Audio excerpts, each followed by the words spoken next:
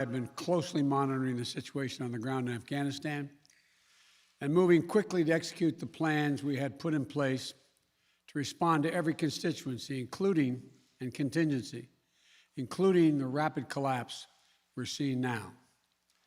I'll speak more in a moment about the specific steps we're taking, but I want to remind everyone how we got here and what America's interests are in Afghanistan. We went to Afghanistan almost 20 years ago with clear goals. Get those who attacked us on September 11, 2001, and make sure al-Qaeda could not use Afghanistan as a base from which to attack us again. We did that. We severely degraded al-Qaeda in Afghanistan. We never gave up the hunt for Osama bin Laden, and we got him. That was a decade ago. Our mission in Afghanistan was never supposed to have been nation building. It was never supposed to be creating a unified, centralized democracy.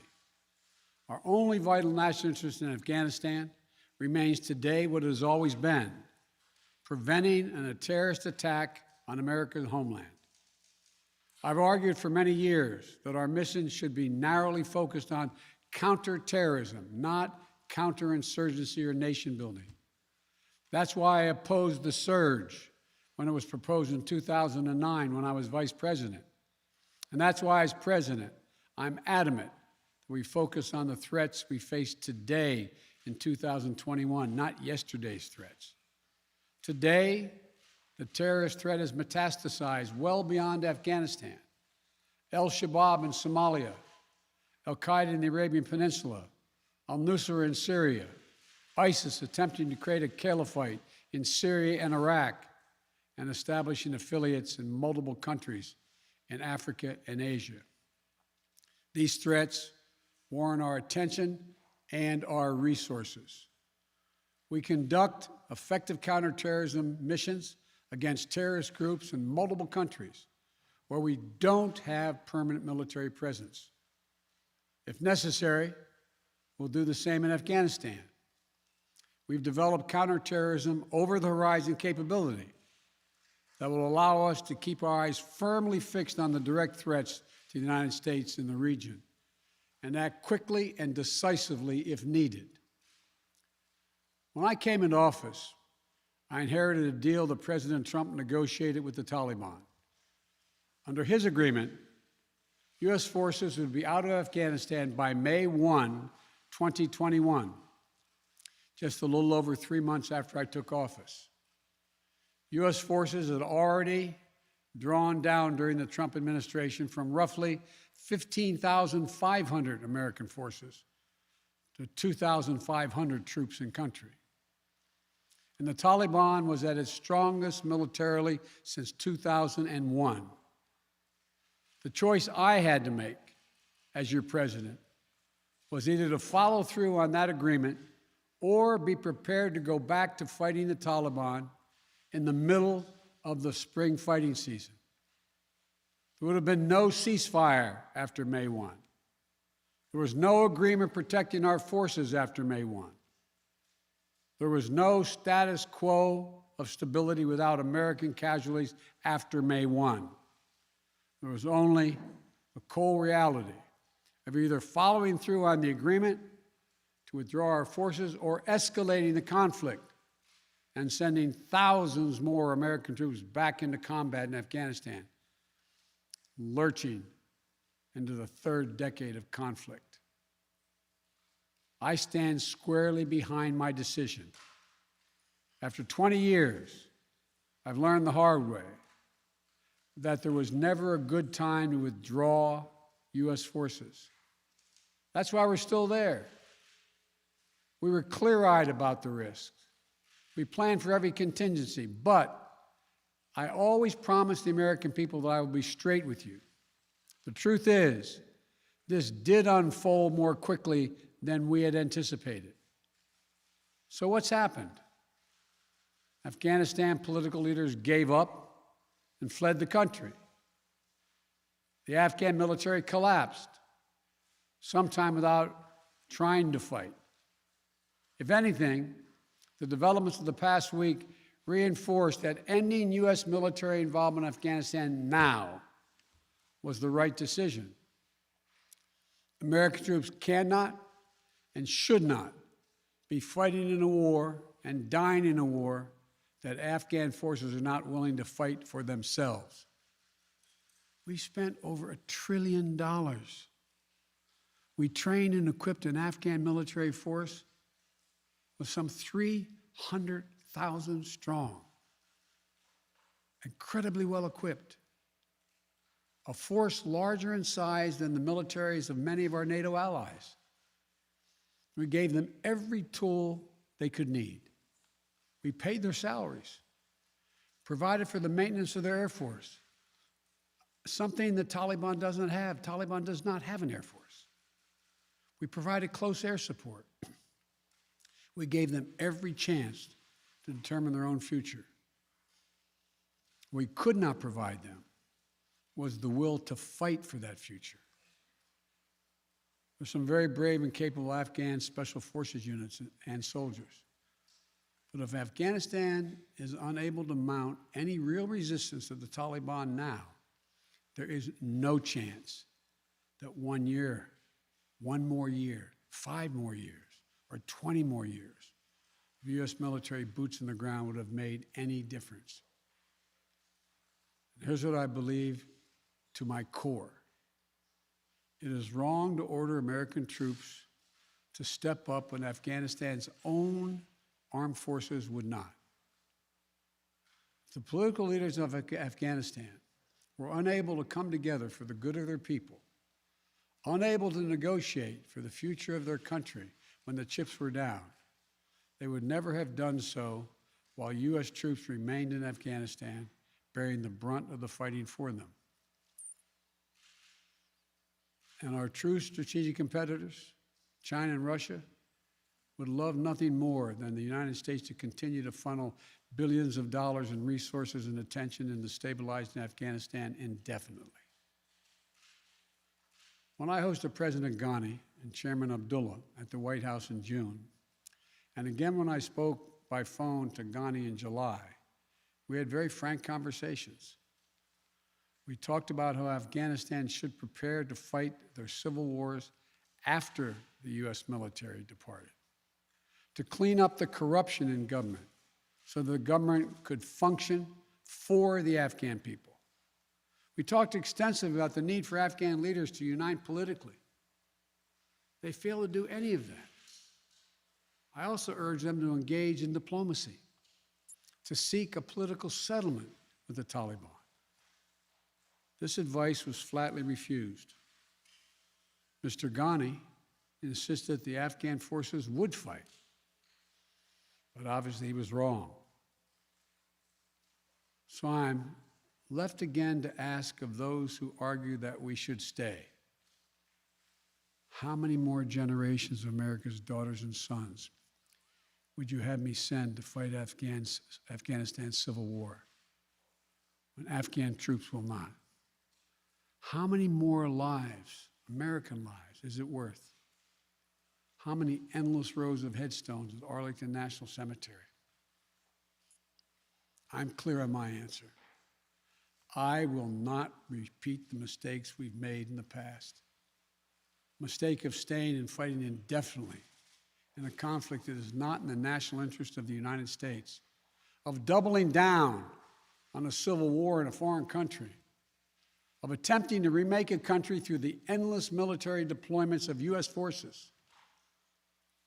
Those are the mistakes we cannot continue to repeat because we have significant vital interest in the world that we cannot afford to ignore.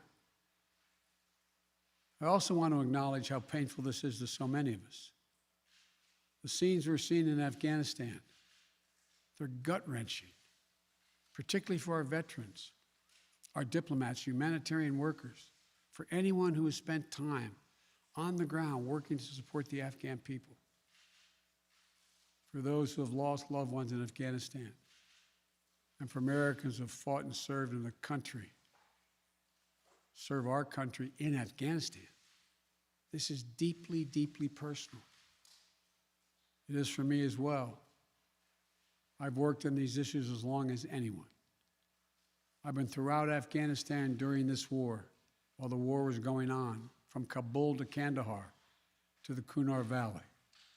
I've traveled there on 4 different occasions. I met with the people. I've spoken to the leaders. I spent time with our troops. And I came to understand firsthand what was and was not possible in Afghanistan. So now we're focused on what is possible. We will continue to support the Afghan people. We will lead with our diplomacy, our international influence, and our humanitarian aid. We'll continue to push for regional diplomacy and engagement to prevent violence and instability. We'll continue to speak out for the basic rights of the Afghan people, of women and girls, just as we speak out all over the world. I've been clear, the human rights must be the center of our foreign policy, not the periphery. But the way to do it is not through endless military deployments. It's with our diplomacy, our economic tools, and rallying the world to join us. Now, let me lay out the current mission in Afghanistan. I was asked to authorize, and I did, 6,000 U.S. troops to deploy to Afghanistan for the purpose of assisting in the departure of U.S. and allied civilian personnel from Afghanistan, and to evacuate our Afghan allies and vulnerable Afghans to safety outside of Afghanistan. Our troops are working to secure the airfield and to ensure continued operation of both the civilian and military flights. We're taking over air traffic control. We have safely shut down our embassy and transferred our diplomats. Our diplomatic presence is now consolidated at the airport as well. Over the coming days, we intend to transport out thousands of American citizens who have been living and working in Afghanistan. We'll also continue to support the safe departure of civilian personnel, the civilian personnel of our allies who are still serving in Afghanistan. Operation Allies Refugee, which I announced back in July, has already moved 2,000 Afghans who are eligible for special immigration visas and their families to the United States. In the coming days, the U.S. military will provide assistance to move more SIV-eligible Afghans and their families out of Afghanistan. We're also expanding refugee access to cover other vulnerable Afghans who worked for our embassy, U.S. non-governmental agencies, or U.S. non-governmental organizations, and Afghans who otherwise are at great risk, in U.S. news agencies. I know there are concerns about why we did not begin evacuating Afghans civilians sooner.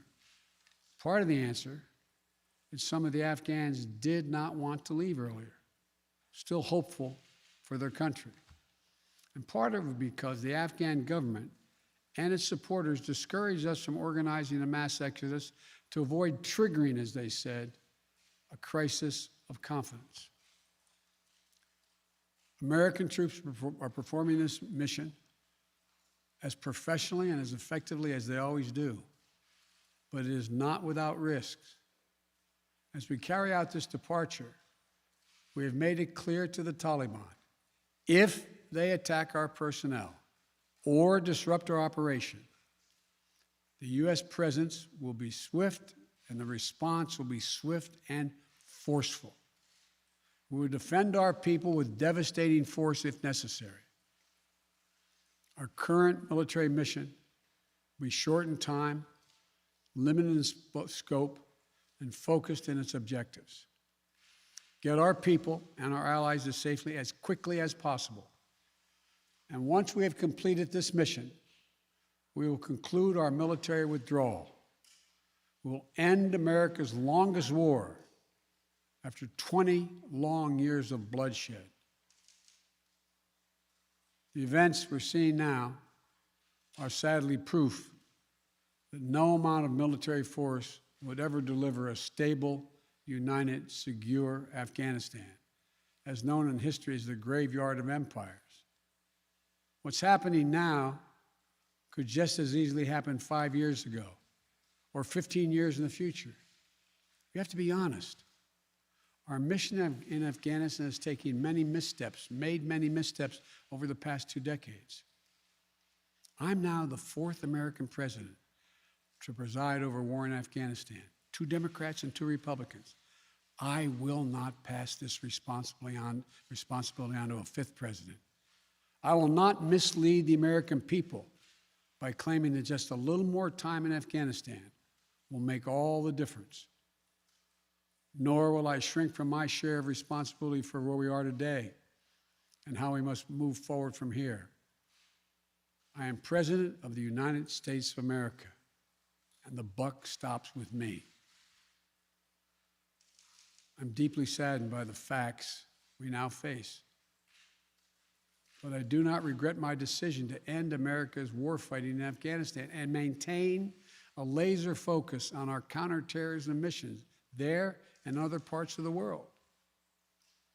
Our mission to degrade the terrorist threat of al-Qaeda in Afghanistan and kill Osama bin Laden was a success. Our decades-long effort to overcome centuries of history and permanently change and remake Afghanistan was not, and I wrote and believed it never could be. I cannot and will not ask our troops to fight on endlessly in another country's civil war, taking casualties, suffering life-shattering injuries, leaving families broken by grief and loss. This is not in our national security interest. It is not what the American people want. It is not what our troops, who have sacrificed so much over the past 2 decades, deserve. I made a commitment to the American people when I ran for president that I would bring America's military involvement in Afghanistan to an end. While it's been hard and messy, and yes, far from perfect, I've honored that commitment. More importantly, I made a commitment to the brave men and women who serve this nation that I wasn't going to ask them to continue to risk their lives in a military action that should have ended long ago. Our leaders did that in Vietnam when I got here as a young man. I will not do it in Afghanistan.